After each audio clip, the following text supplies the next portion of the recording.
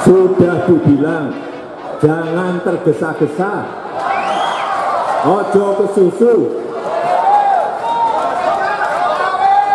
Ini mau tergesa-gesa ini kelihatannya.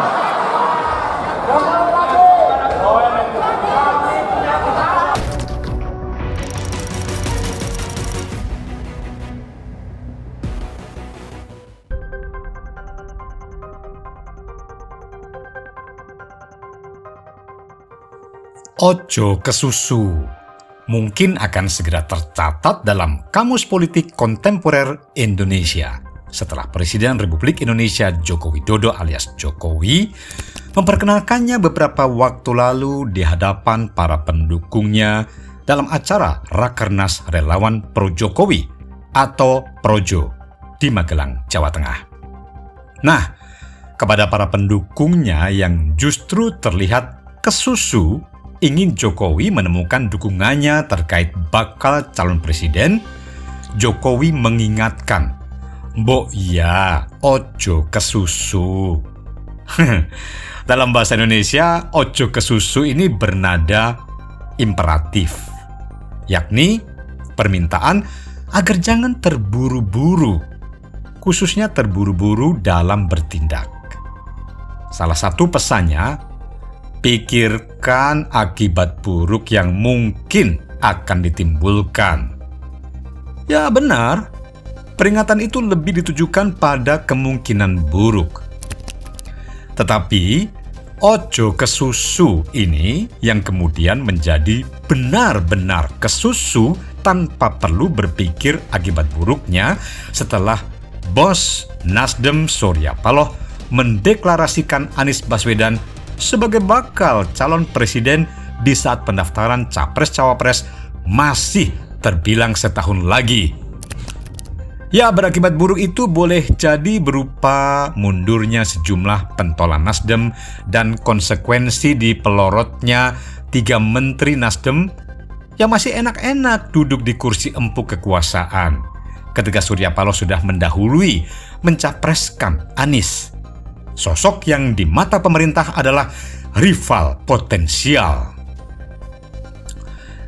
Tidak hanya soal nasib 3 menteri Nasdem di kabinet, selain itu, posisi wakil menteri, dirjen, sekjen, komisaris, dirut, dan lain-lain jabatan berbau partainya Surya Paloh menjadi rawan denasdemisasi.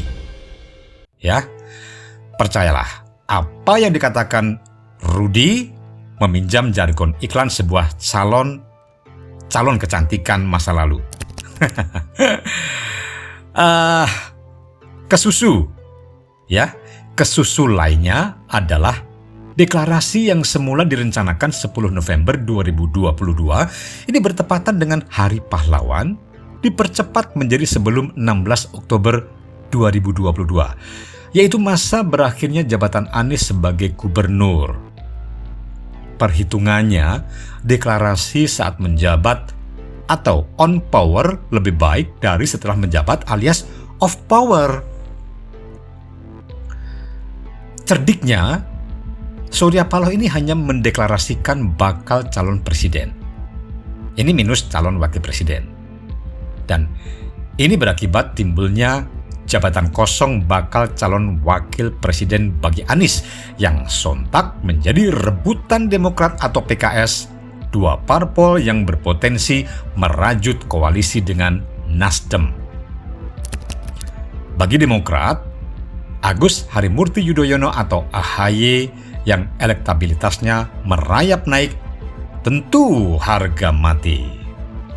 Tetapi PKS pun punya posisi tawar lebih baik jika dilihat dari perolehan suara pemilu 2019. Ini ia bisa merasa Irwan Prayitno, Ahmad Heriawan atau Hidayat Nur Wahid lah yang lebih pantas mendampingi Anies. Wes, mau metenan.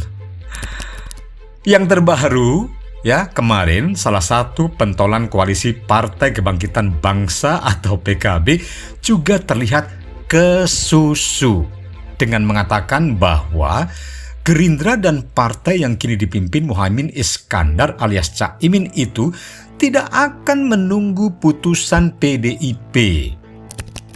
Dan PKB pun disebutnya telah mantap mengusung Ketua Umum Partai Gerindra Prabowo Subianto dan Ketua Umum PKB Muhaimin Iskandar sebagai calon presiden dan calon wakil presiden. Wakil Sekretaris Jenderal PKB Syaiful Huda yang juga pentolan PKB ini mengatakan, sejauh ini belum komunikasi serius dengan PDIP. Dia mengaku PKB malah dalam posisi terus mematangkan agenda-agenda dengan Gerindra.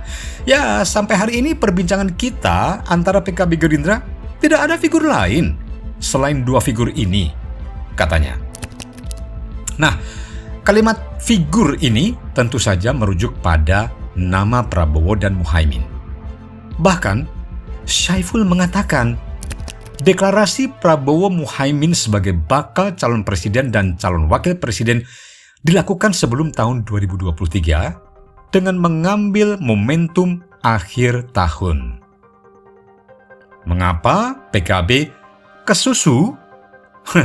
Wajar, karena setelah Putri Mahkota PDIP Puan Maharani menyambangi total 4 ketua umum parpol termasuk Caimin. Anak Megawati Soekarno Putri itu juga telah bertemu Ketua Umum Partai Nasdem Surya Paloh, kemudian Ketua Umum Partai Gerindra Prabowo Subianto, dan Ketua Umum Partai Golkar Airlangga Hartarto. Di luar Gerindra, di mana kalau di mata PKB partai lain seperti Golkar dan Nasdem adalah rival. Sungguh, PKB ingin mengunci posisi Prabowo Muhaimin yang bisa disingkat Woaimin. Dia tidak ingin Prabowo berpaling ke Puan, ke Airlangga, atau ke Anies yang dicalonkan oleh Nasdem. Sementara di sisi lain, belum terucapnya kata iya dari Prabowo kepada Caimin sebagai pendamping, ini membuat kejengkelan tersendiri bagi PKB. Akibatnya, PKB jadi kesusu. Begitu. Nah, sekarang pertanyaannya, kenapa harus kesusu? Padahal keju, coklat, atau kopi masih banyak.